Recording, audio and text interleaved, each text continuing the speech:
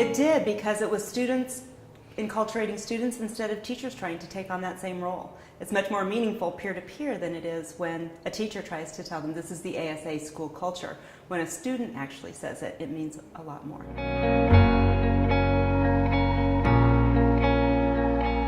Well, I think it's a lot of trust, and we trust our kids, and I think we have to trust our kids. They're our future.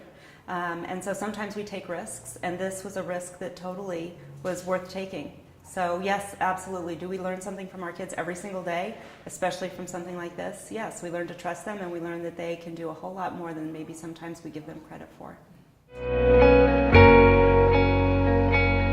I would say that Matthew is one of those few rare students who can take an idea and put it into action and work with adults and kids really, really well. It's a skill that some of us as adults don't acquire until much later, and so to see it in somebody his age is really inspiring.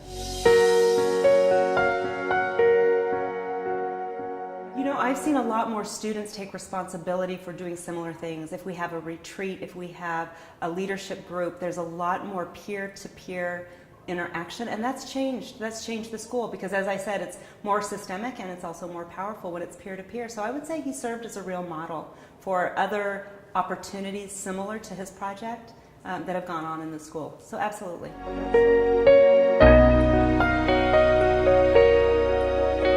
Fifth graders coming in are not typically comfortable enough with older students to interact with them much, to be outgoing with them, to trust them.